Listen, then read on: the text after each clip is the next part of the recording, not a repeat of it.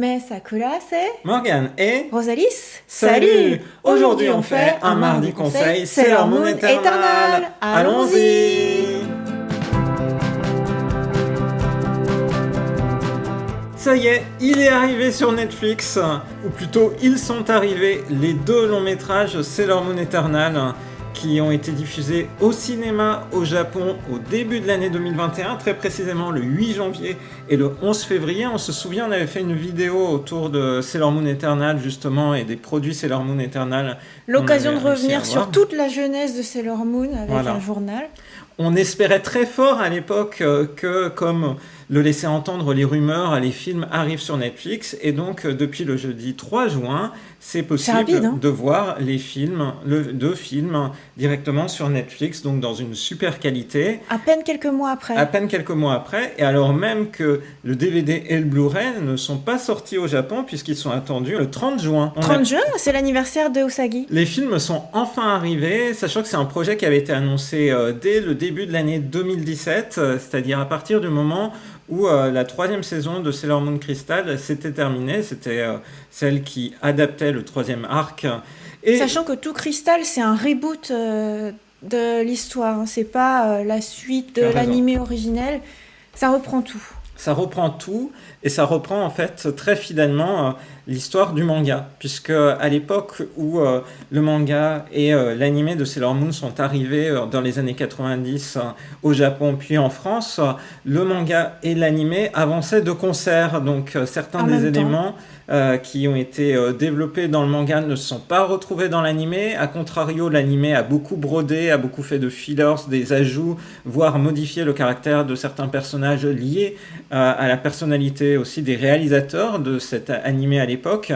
Et donc là, l'idée avec le reboot qu'est Sailor Moon Crystal, c'est vraiment d'adapter fidèlement le manga. Et donc avec ces films, c'est donc une adaptation fidèle du quatrième arc, l'arc Elysion, Den Moon Circus, donc qu'on retrouve dans cette édition de Sailor Moon qui est sortie chez Pika dans les tomes, entre les tomes 8 et les tomes 10. Oui, à l'époque, cet arc-là s'appelait Sailor Moon Supers. Qu'on appelait parfois à tort Sailor Moon Super S. Moi je dirais c'est à la fois une qualité et un gros défaut d'adapter aussi fidèlement l'histoire du manga, parce que la série animée originelle, en fait, même si ça rajoutait plein de fillers et tout, ça apportait un peu du quotidien. Et en même temps, ça donnait un peu d'action, même si c'était dans chaque épisode tout le temps un pouvoir et tout. Ça donnait l'impression que chaque Sailor faisait quelque chose. Or là, comme ça adapte un manga qui, à l'époque, était prépublié à un rythme mensuel, je trouve que le rythme du film... je trouve que c'est pas forcément bien, en fait, un rythme de manga mensuel directement transposé en animation. Il faut mentionner le fait que ce film, ces deux longs métrages, initialement, dans le plan initial, c'était une série télé. Et donc, c'est ce que la réalisatrice Chiaki Kon a raconté dans une interview récente, c'est-à-dire qu'elle travaillait sur la troisième saison, elle s'apprêtait à enchaîner sur la quatrième saison, qui aurait été donc dû être cet arc Elysion, et en fait, Toei Animation l'a contactée pour lui dire « finalement, ça ne sera pas une série télé, ça va être deux films ». Donc, mais c'est ça la question, c'est pourquoi est-ce que Toei vient mettre encore son grain de sel parce que c'est quand même les commanditaires de l'animation, donc c'est eux qui décident et imaginent, je pense, le média qui aura potentiellement le plus d'impact. En tout cas, je pense que par rapport à ces films-là, ça a été plutôt bien pensé de se dire on va faire des films parce qu'on a créé l'événement. C'est-à-dire la sortie de ces films Sailor Moon Eternal a créé l'événement au Japon. On le voyait à travers tous les reportages télévisuels qu'il y a pu y avoir, les séances d'interview, des seiyuu, des doubleurs, doubleuses. Donc on voit que ça a créé l'événement et la sortie à travers le monde simultanée du coup sur Netflix a créé l'événement. Sailor Moon s'est retrouvé en top trending sur Twitter. Il y a des articles de grands médias, on va dire nationaux et internationaux. Même sur BFM TV en France. Même sur BFM TV France, il y a un article qui est consacré. Donc ça montre bien en fait que, plutôt qu'une série télé qui peut passer un peu inaperçue parce que diffusée seulement sur des réseaux qui sont les réseaux de passionnés, là en fait, d'un coup, un public qui peut-être s'était désintéressé ou n'était plus trop au courant de ce qui se passait dans Sailor Moon, voit arriver sur Netflix en grand les films Sailor Moon Eternal, de l'info autour. Les films Sailor Moon Eternal sont encore, là on tourne cette vidéo dimanche, donc 4 jours après, je regardais, c'était dans le top numéro 6 en fait sur Netflix, ce qui montre bien que les gens cliquent dessus, regardent les films, donc de ce point de vue-là, c'était peut-être notamment vis-à-vis du potentiel, vis-à-vis du marché international, un élément. On n'a pas encore d'informations très concrètes sur les raisons qui ont poussé Toei à faire ce choix-là. Il y a un autre élément qui me marque aussi sur à mon avis, ce pari qu'ils ont fait vis-à-vis de l'international. Mais dès le reboot Sailor Moon Crystal qui avait été annoncé à Japan Expo, on se souvient, en concert des Momoclo. Oui, c'est vrai. Donc ils avaient qui déjà débutaient à l'époque. Elles n'étaient pas si connues. Mais ils ont dès le départ en fait visé cette cible internationale. Le deuxième élément qui me met la puce à l'oreille, c'est que les films sont sortis au Japon alors même qu'un nouvel état d'urgence avait été prononcé à Tokyo. Donc clairement, pas seulement à Tokyo d'ailleurs, mais ça condamnait fortement les chances de succès du film en salle. C'est-à-dire il y a d'autres films qui ont été repoussés. Sailor Moon, ils les ont maintenus. Voilà, donc Evangelion, ils ont repoussé pour le diffuser lors de la réouverture, quand il n'y avait plus d'état d'urgence. Sailor Moon, allez, on y va, on continue quand même. Ce qui, pour moi, voulait dire que le format film n'était pas le format final. Moi, je pensais que ça allait être un peu comme Gundam Unicorn, et qu'il sortait en film. Série d'OAV. Voilà, et puis dans un format tout compact, et après qu'ils allaient découper en épisodes de 20 minutes pour faire une série. Et là, tu m'as dit non, apparemment, c'est pas ce qui est en projet. Non, là, c'était vraiment des films, voilà. Et puis, ce qui fait que ça a une cadence un peu bizarre. C'est à la fois c'est une cadence qui aurait dû être une série, et en plus c'est une cadence qui suit tellement fidèlement le manga qui est prépublié en format mensuel que normalement chaque mois tu frémis, tu te poses des questions et voilà, t'as le temps de digérer un petit peu la quantité d'informations. Là, non, t'as pas le temps. Là, ça va très vite, effectivement. Donc, il faut se dire, les films font donc 1h10 chacun, ça fait 2h20, 2h20 modulo. C'est très rapide. Ça fait 7 épisodes, en fait 8, parce qu'il y aurait eu des reprises de séquences de transformation. Mais grosso modo, ça veut dire que c'est tout l'arc qui est adapté en 8 épisodes, c'est du coup très rapide. Alors, ce que j'ai apprécié vraiment, alors d'une part, les bons points. L'adaptation fidèle du manga, parce que du coup, il y a des éléments totalement inédits qu'on n'a jamais vus en animé, et notamment, du coup, le Quatuor Amazon, qui a un impact fort en fait dans l'histoire, et puis dans le lien avec Chibiusa, c'est quelque chose qu'on n'a pas eu l'occasion d'avoir auparavant dans l'adaptation animée de Sailor Moon Supers. Et puis, en fait, les ambiances. J'ai bien aimé que dans le premier film, on creuse le background de chacune des Inner Senshi, donc Mercury, Mars, Jupiter et Vénus. Et puis, dans le deuxième film, je trouve que le deuxième film s'ouvre de très belle manière en allant Les premières minutes du deuxième film sont les meilleures. Parce qu'il y a à la fois du quotidien, on prend un peu le temps, et en même temps, il y a quelque chose qui est en train de se passer avec, du coup, Hotaru, qui semble sentir quelque chose. Mais... C'est l'intérêt principal de ce film. On sent la fan de Sailor Saturn qui parle. Oui. Mais effectivement, la relation en fait des 4 Outer Senshi est vraiment, je trouve, bien retranscrite. Et puis, c'est pas un mystère. Hein. Il y a l'apparition de Sailor Moon Eternal à la fin du deuxième film, avec une séquence que j'ai trouvée particulièrement réussie, à la fois dans la mise en scène. C'est aussi la meilleure séquence. Et puis dans la musique, dans le son. Alors je voulais évoquer cet élément-là parce que du coup c'est en fait une instant song, donc une chanson qui est mise à l'intérieur effectivement de l'histoire et qui est chantée par les 10 Sailor, les 10 guerrières, hein, donc les doubleuses qui interprètent cette chanson, Moon Effect. Et, c'est pas mal, hein. Du coup, c'est pas les Mohilo Clover Z, mais sont les doubleuses. Vraiment les doubleuses. Donc, t'as la sensation que ce sont les Sailor à l'unisson. Et quand Chiaki Kon, justement, la réalisatrice, est interrogée, dans ses inspirations, elle évoque Moon Revenge, la chanson dans laquelle on entendait les doubleuses des 5 guerrières initiales dans le film de Sailor Moon R.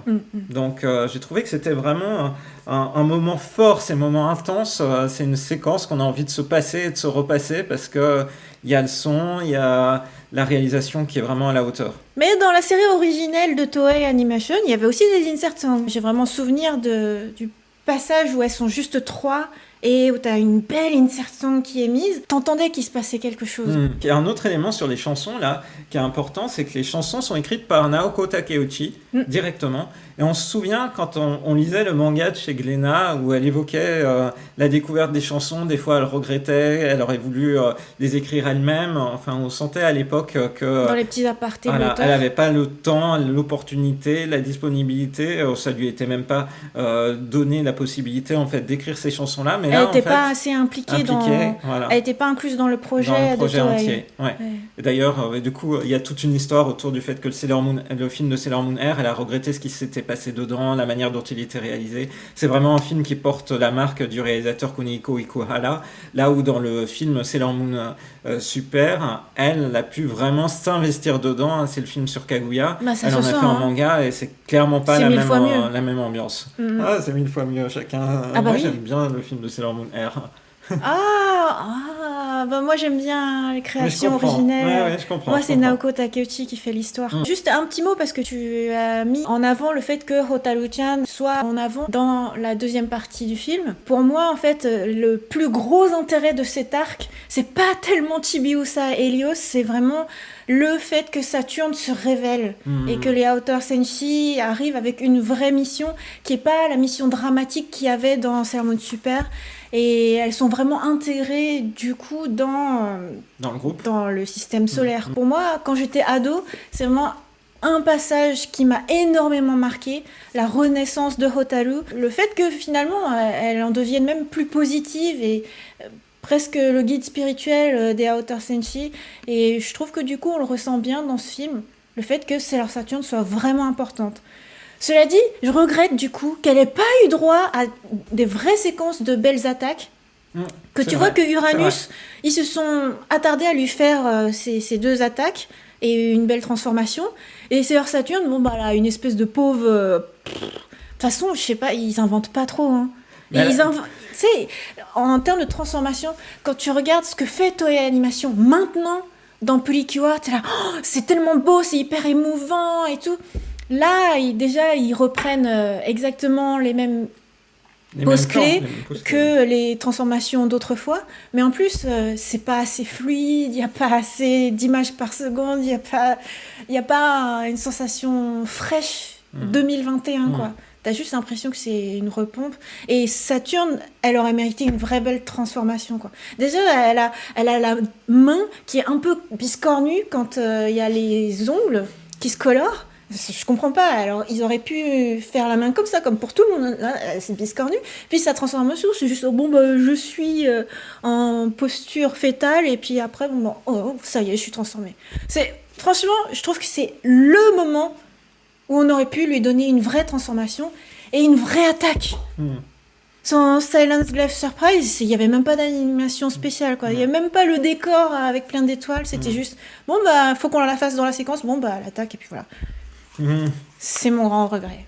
Mais à la fois, j'aime beaucoup ce film pour cette mise en avant. Oui, parce que ça lui rend vraiment honneur, je trouve, ce deuxième film. C'est vraiment le personnage fort, le D'ailleurs, personnage pendant clé. le film, c'est la première fois que tu parles pendant un film. D'habitude, t'es tout silencieux. Et là, tu t'es dit, ça donne vraiment l'impression que Saturne, elle est hyper puissante, que c'est la plus forte. Évidemment, elle peut déclencher l'apocalypse. Oui. Oui, tout à fait. C'est évident. Non, mais c'est vrai. Mais ça lui rend vraiment honneur. Alors, vraiment le film qui met en avant l'importance aussi de son lien avec Chibiusa, de ce qu'elle apporte à Chibiusa, de la manière elle est vraiment sincère. Finalement de bout en bout, c'est elle qui lui apporte à la fois du coup une sorte de vision sur le futur de ce qu'elle deviendra, la protège. Elle est indispensable. Et son amie est vraiment un élément crucial, effectivement. C'est pas pour rien que c'était ma chouchoute quand j'étais ado. Mais je comprends. Et du coup, on évoque un peu la série originale. Hein. Il faut savoir que le chara-design de ces films, que j'ai trouvé réussi, en fait, il est à la fois moderne pour moi et puis avec des réminiscences du passé. Et de ce point de vue-là, en fait, c'est pas par hasard parce qu'il est signé par Kazuko Tadano, qui était une personne qui avait travaillé en fait sur les 2 premières saisons de la série de Sailor Moon en animé dans les années 90. Donc il y a eu une volonté du coup à la fois d'être respectueux de l'univers original et puis de le moderniser. D'ailleurs, c'est quelque chose qui est expliqué dans les interviews et qui peut aussi, on va dire, nous faire comprendre pourquoi en fait Sailor Moon Eternal, dans sa forme éternelle, elle n'a pas sa broche du manga, elle a en fait la broche de l'animé des années 90 de Sailor Stars. Donc, du coup, en fait, il y a eu un choix. Il y a beaucoup d'éléments très fidèles, mais là, au niveau de la broche, c'est une des différences qu'il y a entre du coup, le manga et l'animé. Bah, en tout cas, c'est vrai que le Chara Design, pour les plans très serrés, les portraits, j'ai trouvé ça vraiment très joli. Sur le moment, je me suis dit que c'était les animateurs qui étaient meilleurs que sur la série Crystal, où tu as vraiment une sensation de filles trop maigres, de déformation un peu partout. Et là, en tout cas, sur les portraits, oui, c'est vraiment très beau, et c'est vrai que ça rappelle ce qu'il y avait à l'époque. Donc, ouais, chapeau pour ça. C'est même... T'as des éclats dans les yeux, t'as l'impression que t'as des vraies couleurs qui jaillissent, c'est chouette. Et enfin, dans les rappels du coup de la série des années 90, il y a au niveau du doublage le retour de la doubleuse historique de Usagi, Kotono Mitsuishi, qui revient, là où le reste du cast en fait a été renouvelé. Mais pour tout Crystal aussi, c'était déjà le cas. Oui, c'était déjà le cas, effectivement. Et puis alors après, au niveau des doubleurs, c'est marrant, moi je m'attache du coup à certains éléments. Le premier élément, c'est que Shokotan, aussi, Shoko Nakagawa, qui est une grande fan de Sailor Moon, dans ses concerts, elle faisait des reprises, des covers en fait, des chansons de Sailor Moon. Elle est au cast, voilà. Elle est dans le rôle de Diana. Et puis, en fait, je voulais évoquer aussi pour dire combien, quand même, il y a eu des moyens qui ont été mis dans ce film-là, avec, par exemple, non, mais c'est la doubleuse de Zirconia, du coup, c'est donc Naomi Watanabe, qui est une actrice ultra populaire au Japon. Pour vous donner un ordre d'idée, c'est la personne qui est au Japon la plus suivie sur Instagram, elle a quasiment 10 millions d'abonnés. Et donc, les Français ne la connaissent pas vraiment souvent, mais c'est la personne qui joue Sister Crone dans l'adaptation live de The Promised Neverland. En fait, c'est marrant, je voulais montrer l'affiche parce que c'est une affiche très Sailor Moon, l'affiche de du coup The Promised Neverland, parce qu'il y a à la fois du coup Naomi Watanabe qui joue Zirconia dans le film Sailor Moon Eternal, et puis donc qui joue elle ou qui joue elle? Non, qui joue celle qui est derrière. Ah d'accord, voilà, celle qui est derrière, ok. Et celle qui est devant, du coup, c'est l'actrice de Sailor Mars. Voilà, Keiko Kitagawa, qui joue maman, là, du coup, dans le film The Promised Neverland, et qui était l'actrice de Sailor Mars dans... Sailor Moon Live Action. Voilà, qui date de 2003-2004. Je trouvais que c'était amusant de voir ça. Donc voilà, au niveau du doublage, c'est chouette. Et puis, du coup, je trouvais que la qualité d'animation, elle était vraiment satisfaisante par rapport à la première et la deuxième saison de Sailor Moon Crystal. Donc c'était un élément positif. Et puis, les longs métrages ont quand même vu le jour malgré la crise Covid. Donc justement, la production du deuxième long métrage, elle a été fortement impactée par la crise Covid, avec de la production au domicile des animateurs japonais, et donc un assemblage tous en télétravail. Donc les films ont pu se faire, les films aboutissent à une réussite visuelle qui rend hommage au manga. Je trouve que le deuxième long métrage, qui a été celui qui a été le plus impacté, en fait, n'en souffre pas finalement trop, même si de temps en temps il y a des reprises un peu douloureuses de l'attaque au kaléidoscope lunaire, mais sinon en fait c'est globalement une belle réussite. Ça donne espoir par rapport à une possible adaptation du cinquième arc de Sailor Moon, je trouve. Oui, justement, est-ce qu'il aura lieu? Alors ça, on ne sait pas encore. Mais avant de rentrer dans le futur, avant de rentrer dans ce qui pourrait arriver au-delà, je voulais évoquer le fait que même si les films sont une adaptation très fidèle du manga, il y a des différences, il y a pas mal de différences quand on regarde plus dans le détail. Alors il y a des éléments humoristiques qui ont été enlevés, mais dont on se souvient, peut-être pour pas surprendre ou déstabiliser les gens qui n'auraient pas revu la deuxième saison de Sailor Moon. Il y a ce moment-là où en fait Usagi et Chibiusa ont leur corps qui est inversé.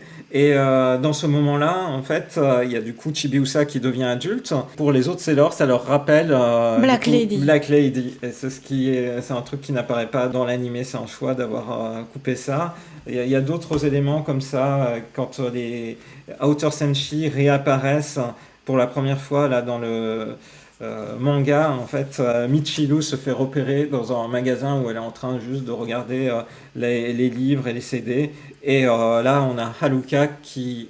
Alors, il y a un fan qui vient, et Haruka vient lui serrer la main vigoureusement, et alors que là, je trouve qu'ils auraient dû le mettre dans le film. Dans le film, le fan, il disparaît d'un coup dans sa... Ouais, tu comprends pas trop pourquoi. Il manque un truc. Voilà, il y a d'autres petits éléments comme ça, comme Mamoru qui se sent souvent mal dans ce film-là, qui est pris d'une douleur dans les poumons. Et quand il est chez lui, il y a les 4 Shitenno, les 4 guerriers qui combattent pour lui, qui étaient les antagonistes dans la toute première série, qui sont censés apparaître. Là, cette scène aussi, elle est enlevée. Donc, ça, c'est dommage, hein. Ça a une scène qui a une importance par rapport à la c'est portée. Un petit peu comme si tu reparcourais un petit peu toute la saga et tu revois des personnages qui ont été importants. Et c'est un peu dommage de les avoir enlevés. Mais bon, pourquoi pas. Pour moi, du moment qu'ils mettaient très en avant Saturne, c'est pas mal. C'était le point important, c'était le point crucial. Ouais, c'était le point critique. Voilà, et puis il y a d'autres éléments qui sont sympas, c'est de voir que c'est le Azabujuban des années 2010-2020 qu'on voit. C'est vraiment un quartier de Tokyo. C'est le quartier de Tokyo moderne, c'est pas celui des années, c'est pas celui d'il y a 30 ans quand la série Sailor Moon a vu le jour. Et les tablettes, les ordinateurs sont des ordinateurs de maintenant amis.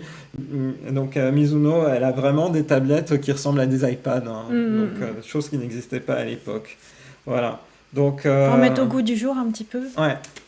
Voilà, c'est pour dire que même si vous avez du coup vu le film et que vous dites j'ai plus d'intérêt vraiment d'aller voir le manga, non, en fait il y a plein de petits détails à s'amuser à repérer. Et puis c'est vrai aussi dans l'autre sens, il y a des éléments qui ont été rajoutés dans l'animé qui n'étaient pas présents du coup dans le manga, quelques petits éléments égrenés comme ça, quelques éléments de mise en scène, donc ça vaut le coup d'aller voir les deux. Moi j'aime bien lire la version originale du manga qui a été publié chez Glénat, parce qu'il y a tout ce que tu dis, les petites notes de l'auteur. Les petites colonnes de l'auteur. Mais après, j'ai quand même apprécié aussi relire la version actuelle chez Pika, parce que du coup, ça a été retraduit et mieux traduit. Et notamment, le nom des attaques. C'est hyper important. Là, au moins, t'as les vraies attaques. Dans la version Netflix, si jamais vous avez eu le malheur de faire comme nous et de mettre le sous-titrage français, c'est une catastrophe. Et moi, oh là là, pourquoi venir ? Tu vois, c'est un reboot, ça veut dire la version d'origine de Toei, on n'en parle plus, c'était une version qui était, tant pis. Donc, même la traduction française de l'époque, c'était une catastrophe, c'était allez, vas-y, tant pis. Mais alors, pourquoi reprendre les travers de l'époque pour les mettre dans la traduction de ce reboot ? Si t'as pas envie de traduire, tu mets le nom de l'attaque qui se trouve être en anglais, c'est très bien aussi. Ou alors, sinon tu la traduis, mais tu mets pas machin chose, agis tout de suite, ou... Oui. Bref, là, c'est... Vous aurez compris que la prochaine étape, c'est de faire revoir ces films en version française à Rosalis, puisqu'ils sont doublés. Donc... Oh non.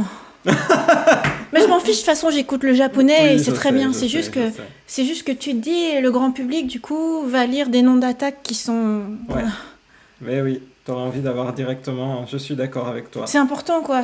Dans une histoire guerrière, les noms d'attaques, c'est important. Ouais.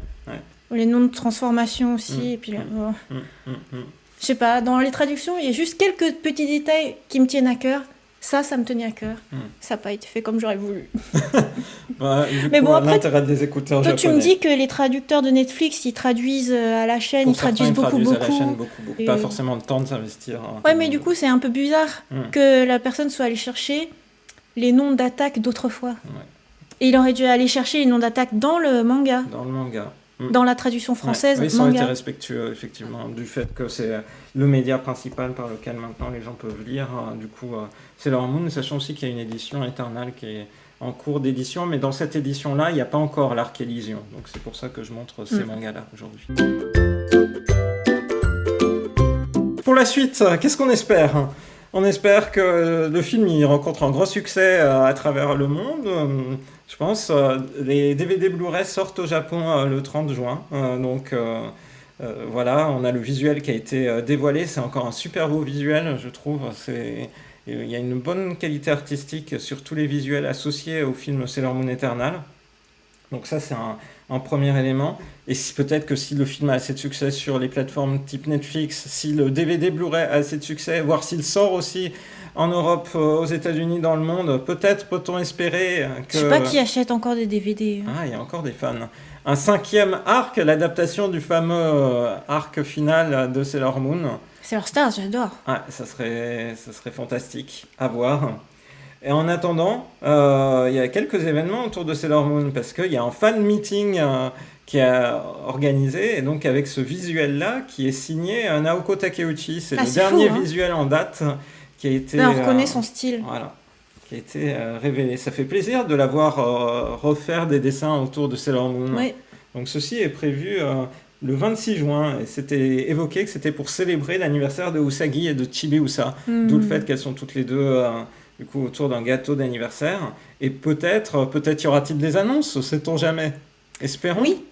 Donc ça, c'est le point suivant. Et puis, dernier élément, l'actualité de Sailor Moon, elle va être marquée à la fois par, normalement, en 2022, la fameuse comédie de patinage artistique qui aurait dû avoir lieu à Yokohama en juin 2020, qui a été reportée en 2021, qui a été reportée encore. Tu le dis sur un ton monocorde. C'est que j'ai peur pour ce projet-là. Mais un projet réel et qui, lui, va se concrétiser très vite en septembre 2021, le 3 septembre 2021 à Tokyo.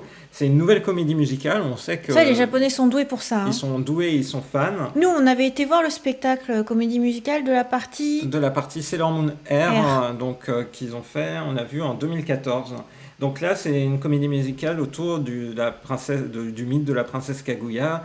Et donc, qui nous donnait l'occasion de voir bien ce fameux film de Sailor Moon S, cette fois-ci adapté en comédie musicale, avec une petite différence qui a déjà été identifiée. Il y a Sailor Saturn qui apparaît sur l'affiche. Ça, c'est curieux. Film, je pense qu'elle va rien apporter à l'histoire. Ouais, on verra. Et donc, on voit les différents personnages. Il y a quelques choix différents au niveau des costumes. Là, on est sur des costumes un peu plus respectueux du style du manga, un peu moins, en fait, des fameuses comédies musicales. Des fois, les costumes sont très étincelants. C'est vrai que nous, quand on avait été voir le R, en fait, en bas des jupettes, ils avaient mis plein de strass et de trucs comme ça. Ils aimaient beaucoup mettre les strass sur les comédies musicales, c'est là.